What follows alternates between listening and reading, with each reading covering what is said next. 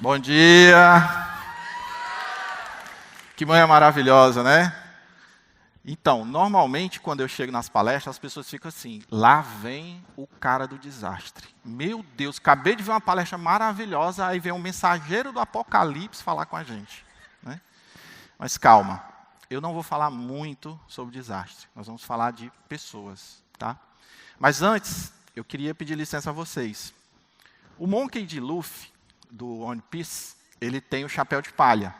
Nós temos o nosso capacete. E esse colega aqui já está há 20 anos comigo, tá? Já salvou a minha cabeça muitas vezes, mas hoje ele vai dar licença e vai me ajudar a contar essa história, tá? Por falar em One Piece, quem aqui gosta ou já leu uma história em quadrinhos? Levanta a mão aí para eu ver. Quem já viu um desenho animado? Quem já quis ser um super-herói? Quem já quis ser uma princesa? Quem aqui já quis fazer assim, ó, pá, meus amigos do trabalho dizem quando eu chamo o Henrique, pá, né? Quem aqui já quis fazer isso e sair por aí fazendo o bem? Mas afinal de contas, o que é o bem? É com isso que eu vou começar a nossa história de hoje. Quando eu era menor, quando eu era criança, eu era uma criança tão normal, que lá no hospital, perto da minha casa, já tinha uma cadeirinha com o meu nome. Basicamente, o pessoal já disse assim, de novo, cara, tu já está aqui de novo, né? Os meus irmãos, até hoje, dizem que eu inventei atendimento personalizado em saúde. Então, todo dia era uma surpresa. Eu acordava, eles diziam, cadê o Henrique? Está no hospital ou está em casa? Mas a verdade é que eu tinha um problema respiratório muito grave. Então, era muito comum eu ficar a noite inteira acordado ou estar na UTI, sempre brigando pela vida. Então, por conta disso, eu passava muito mais tempo em casa me recuperando do que sendo criança e brincando com as outras crianças. E nesse brincar dentro de casa é que eu comecei a ler e desenhar quadrinhos. Foi aí que eu comecei a me refugiar nisso. Eu sempre quis ser como 007, como Goonies, como Indiana Jones. O meu sonho era ser como aqueles caras. E aí, como eu ficava muito tempo em casa, eu acompanhava muito os meus pais. E os meus pais é que mostraram para mim o que verdadeiramente era ser um herói. Então, na nossa casa, mesmo sem a gente ter muita coisa, eles sempre tinham algo para ofertar. Todo dia de Natal, todo dia 24, era comum os meus pais se juntarem com outros voluntários e saírem pela cidade distribuindo mantimentos, ajudando a quem precisava. Mas principalmente a minha mãe. A minha mãe, o nosso portão da nossa casa, sempre foi um lugar de refúgio, sempre foi um lugar que nunca faltou nada para ninguém. E um dia eu conheci um menino com lábio leporino que morava numa comunidade lá perto de casa. E sempre ele ia lá receber algum tipo de ajuda. E um dia minha mãe falou assim, Henrique, meu filho, você hoje vai entregar isso para esse menino. E aí a gente arrumou e naquele dia eu entreguei. Eu comecei a sentir uma coisa, sabe quando tem um fogo de artifício do Réveillon dentro da gente? Eu comecei a sentir aquilo ali, eu tinha 8 anos mais ou menos. E eu disse assim, mamãe, eu estou sentindo uma coisa boa, mas eu não sei o que é, será que eu estou doente? E a mãe falou assim, meu filho, o nome disso é bondade. E eu falei, mãe, eu sou um menino bom. E ela disse, meu filho, você é um menino bom. Seja sempre assim. E aí eu perguntei, mãe, o que é o bem? E ela disse, essa resposta você tem que buscar. Saiba que eu estou aqui, apenas seja. E aí eu fui crescendo com aquilo na minha cabeça. O tempo passou, a medicina evoluiu, eu fiquei curado, comecei a desenhar quadrinhos, fui desenhista freelancer, comecei a trabalhar com jornal, comecei a trabalhar com segurança do trabalho, me formei em psicologia, e então eu fui buscar ser um super-herói de verdade. Foi então que eu entrei para as maiores instituições de socorro e ajuda humanitária do mundo, né? E lá eu comecei a perceber exatamente o que era trabalhar realmente fazendo o bem. Então, essa inquietude que me mexia, até hoje ainda me carrega. E aí lá, eu me especializei na área de desastres. Prevenção, preparação, resposta, recuperação. E afinal de contas, o que é um desastre? Desastre é quando algo acontece que a nossa capacidade de resposta, ela supera. Né? E aí, a capacidade de resposta da gente supera o que está acontecendo. E aí, gente, desastre também é vulnerabilidade. Porque desastre não é só quando tem a enchente, não é só quando o desmoronamento. Desastre é risco. E risco é quando eu tenho uma situação ameaçadora diante de um local que tem vulnerabilidade social, econômica, física, etc. E a primeira vez que eu pisei num desastre foi aquele Réveillon de novo. Só que foi uma mistura de sentimentos. Primeiro, muito medo de morrer e não voltar para casa. Era um medo que até hoje percorre a gente, e esse medo ele que salva a vida da gente. Segundo, a responsabilidade. Cara, eu era muito jovem e eu era um milagre na vida de uma pessoa. Um milagre. E terceiro, aquela vontade de fazer o bem. Então eu comecei a estudar, me preparar, trabalhei com logística, resposta, emergência, psicossocial, comecei a me desenvolver. E aí, uma das áreas que a gente trabalha é a área de logística, que é receber as doações, organizar as doações e entregar as doações que vocês entregam. E eu descobri que o que move as pessoas a doar é a empatia emocional. Só que a empatia emocional, ela precisa ser muito bem trabalhada. Porque se ela não for muito bem trabalhada, ela pode atrapalhar. Um exemplo que eu vou trazer para vocês. O leite em pó. Não é que a gente não deva doar leite em pó. Tem que doar leite em pó. Só que tem um detalhe.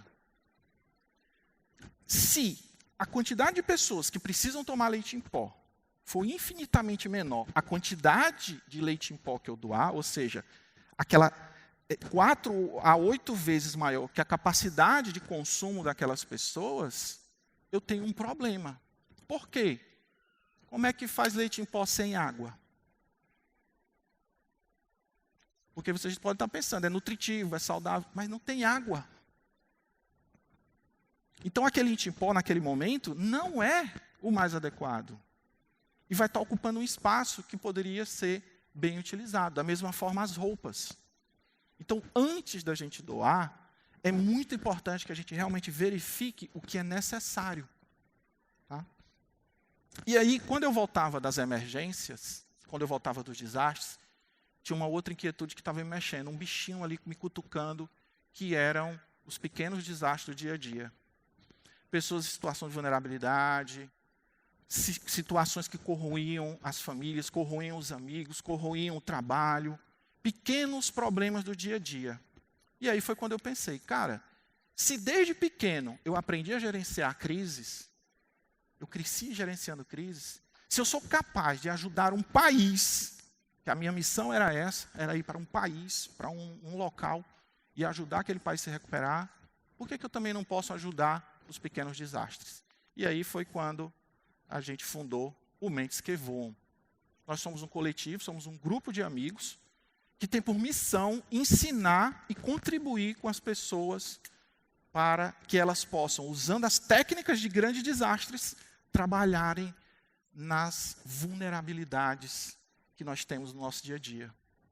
Aquelas pessoas que estão em situação de rua, aquelas ONGs que não têm dinheiro, por exemplo, para pagar um treinamento de primeiros socorros. Então, essa era a nossa missão. E aí, em cima dessa missão, eu queria convidar vocês agora. Quem recebeu isso aqui? Levanta a mão. Colocaram já? Isso aqui, gente, é um símbolo. O símbolo representa quem nós somos na emergência. E a partir de agora, todos vocês fazem parte de uma grande equipe do bem. E eu quero convidar vocês agora para nós irmos em 7 missões, que são 7 observações, 7 dicas. Porque se você quiser, nesse momento, sair desse teatro e começar a fazer a diferença no mundo, preste atenção no que eu vou falar agora. Combinado? Sim? Muito bem. Primeira, gente, é o seguinte. Cuidar de si também é cuidar do outro. A maior lição de autocuidado que eu tive foi de uma criança, em 2011, no desastre do Rio de Janeiro, que foi o maior desastre natural dos últimos tempos. A gente estava numa operação A ideia era resgatar corpos e pessoas nos escombros das casas. A gente estava muito cansado, a gente sentou e, de repente, a gente se percebeu e começou a chorar. Nós começamos a chorar. A gente começou a ter frio, a gente começou a se tremer. E isso é extremamente humano. Mas para a gente que é da emergência, é muito difícil. O nosso lema é nunca desistir, nunca largar a vítima. E aquilo estava mexendo muito com a gente. E aí, do nada, apareceu um menino. Estavam entregando donativos lá perto, ele vinha arrastando uma sacolinha. Ele parou, olhou aquele bando de gente lá, todo equipado, chorando, tirou um biscoito e disse assim: toma, tio, come aí, come que vocês precisam, porque a gente precisa de vocês. Então essa foi a maior lição que eu tive na minha vida, que primeiro a gente tem que se cuidar. E eu pensei, cara, se a gente não se cuidar, quem cuida deles? Então primeira lição, autocuidado. Segundo, não doe apenas aquilo que te sobra, doe o que lhe transborda. Porque doar o que te sobra é incrível, mas doar o que te transborda, aquilo que é essencial, aquilo que é importante para você, aquilo que é riqueza para você, isso é infinito, cara, é infinito. Então, em 2004, nós estávamos tendo muitos acidentes com criança aqui no Ceará. Muitos acidentes. E os bombeiros estavam trabalhando muito para tentar chegar a ajudar essas crianças. Só que eles não estavam conseguindo falar com essas crianças, da linguagem delas. Foi então que nós reunimos um grupo de quadrinistas, JJ Marreiro, Ronaldo Mendes, jornalistas como Sidney Guzman, especializados. A gente juntou uma equipe, a Carla, a Valéria e eu, e nós criamos a primeira revista em quadrinhos de um herói do Corpo de Bombeiros da América Latina. Não apenas nós criamos a revista, como nós tínhamos uma viatura, que foi a primeira viatura do mundo a fazer um trabalho de prevenção exclusivamente para crianças. Ela era igual à viatura do personagem na revistinha. E nós fomos fazer esse trabalho de prevenção com essa linguagem lá. E nós ajudamos crianças como o Tyron e o Gabriel, que tinham espinha bífida, e eles sonhavam em ser bombeiros. E eles faziam parte de uma ONG, né, que ensinava pessoas com deficiência a dançar, e eles visitaram um quartel. Além deles, nós tocamos mais 55 mil outros corações. Tem bombeiro hoje que é bombeiro porque leu a revista da gente. E isso é o grande ponto. Não é você chegar lá no armário e só dar a sua roupa lá. Doe o que é importante para você, doe o seu tempo, doe o seu conhecimento, doe o seu coração, doe aquilo que é valioso para você. Nesse dia aqui, dessa visita, aconteceu a segunda maior mudança na minha vida. Nesse dia, eu conheci a minha bailarina, a minha esposa, Renata, tá? E aí é uma outra lição que ela me trouxe. O bem sempre encontra o bem. As pessoas de bem, elas vão se encontrar. Ela era a diretora, é a diretora da companhia de dança sobre rodas. E ela ensina pessoas com deficiência a dançar. Ou seja, ela estava na mesma jornada que eu estava. E aí nós resolvemos seguir essa caminhada juntos. E aí ela me deu a terceira e maior e melhor mudança da minha vida, que foi a minha filha Ana Clara. E na associação também tinha uma pessoa, que era a Simone, né? Que é o seguinte: não faça nada do que você gostaria que fizessem por você. É isso mesmo que você escutou. Não faça o que você gostaria que fizesse por você. Faça pelo outro o que o outro gostaria que fizesse por ele. E a Simone, ela tinha um projeto muito incrível, que era o seguinte: ela usou a empatia cognitiva, que é a capacidade da gente perguntar para o outro o que ele precisa. E ela montou um self-service móvel. Ela perguntou para as pessoas em situação de rua o que é que elas queriam comer. E ela montou um self-service, então as pessoas conseguem se servir do que elas gostam na quantidade que elas querem. E isso fez toda a diferença. E na pandemia, gente, nós atuamos muito fortemente com comunidades e em outras coisas. E aí veio um outro ponto. Ouça o seu coração, mesmo que pareça absurdo. O Peter Pan é um hospital que cuida de crianças que têm câncer, que estão em tratamento de câncer, tá? E faziam 18 meses que eles não tinham uma visita. E aí o que foi que nós fizemos? Não tem problema. Se a gente não consegue entrar, a gente vai por fora. E aí nós fizemos o rapel do bem. A gente se vestiu de super-herói, fomos por fora e aquilo transformou a vida daquelas crianças.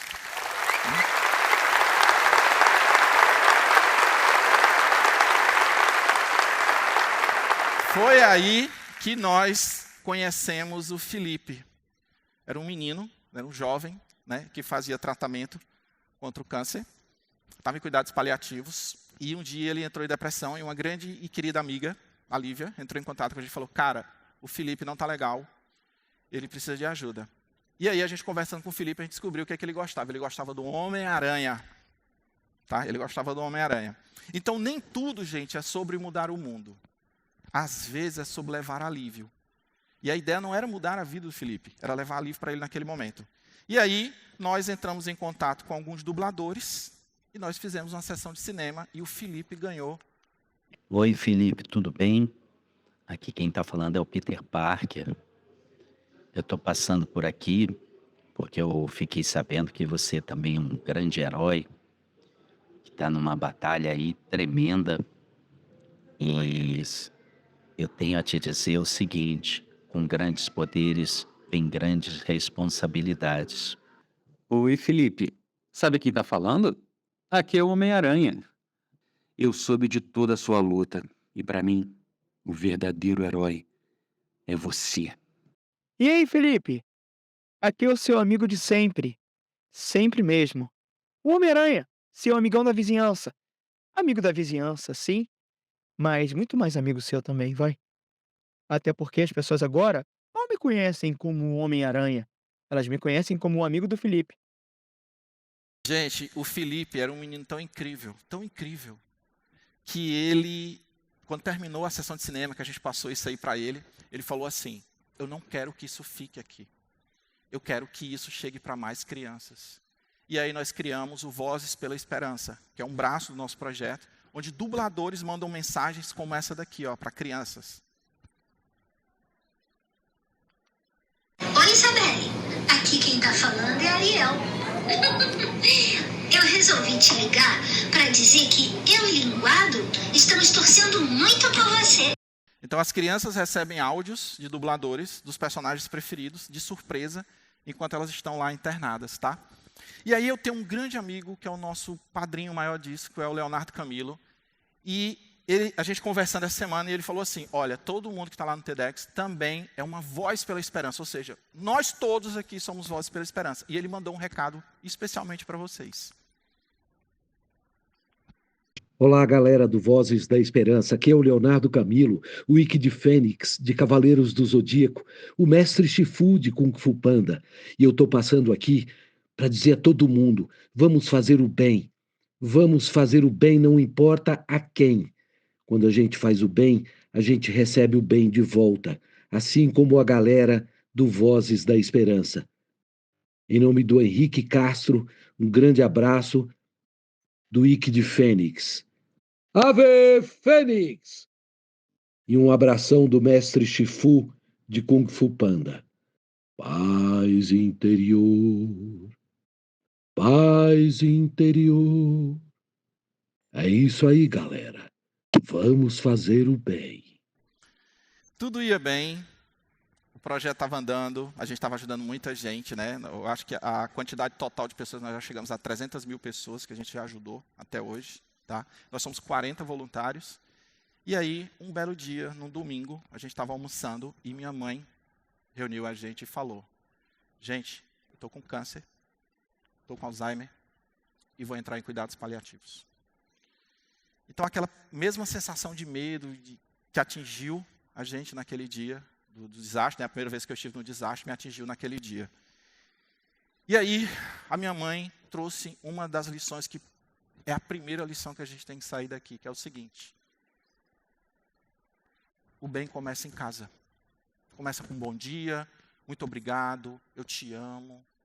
E aí, eu e os meus irmãos, nós nos unimos. Mamãe morava sozinha, e nós nos unimos para cuidar da mamãe. Então, toda a família se dedicou a guardar a memória dela, a fazer ela encontrar as pessoas que ela mais amava, a ver a gente o máximo que a gente podia. Todo dia, quando a mamãe tomava o banhinho dela, a gente sentava na varanda para conversar com ela. E eu nunca contei para minha mãe o que eu vivi nos desastres, porque era minha mãe. Eu precisava proteger ela, não dava para contar tudo. E nem sempre eu levava o casaco que ela mandava também, né? Estava com medo de... Então, vocês entendem. Aí, resolvi contar para ela, naquele dia, tudo o que eu vivi. Inclusive todas as histórias que eu compartilhei com vocês hoje. E eu perguntei para ela: mãe, eu virei um homem bom? E ela respondeu: meu filho, eu não tinha dúvida nenhuma que você seria um homem bom. Continue sempre assim. Apenas seja. No sábado, de manhã cedo, com os passarinhos, ela cumpriu a missão dela. E aí, nesse ato, que eu estava sem a ausência dela, né, que eu estava me recuperando, eu voltei a desenhar quadrinhos. E esse aí é um dos quadrinhos que vocês receberam, que eu fiz especialmente para vocês. E um dia eu estava na prancheta, refletindo sobre tudo que tinha acontecido, quando a voz mais linda do mundo falou assim para mim: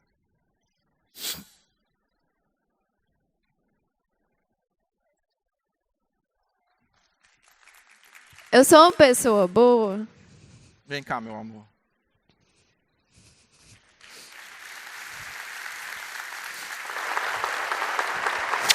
É sim, meu amor. Você é uma pessoa boa. Você é uma mulher incrível. E eu quero que você continue sendo assim, tá? E sobre o que é o bem, esse caminho você vai ter que descobrir. Mas o papai e a mamãe estão aqui para te ensinar tudo o que a gente aprendeu. Para que você continue fazendo isso. Para que você continue fazendo o que precisa ser feito. Nunca esqueça que eu te amo, Ana Clara também te amo. Sentimos muito a sua falta, mas compreendemos que você está lá para ajudar outras crianças, outras pessoas. Tchau, papai!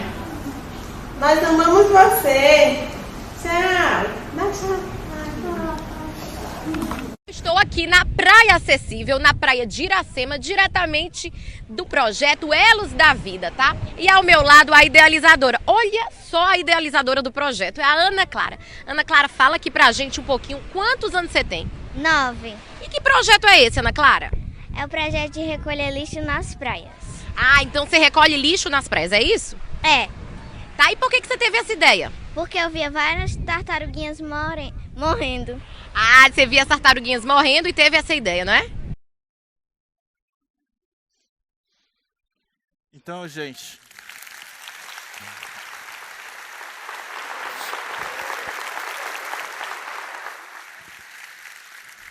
o bem é uma escolha humana. Então, escolham fazer o bem. Nem que você não tenha recompensa, não tenha reconhecimento, não tenha nada em troca. Apenas façam o bem. Apenas sejam. Muito obrigado.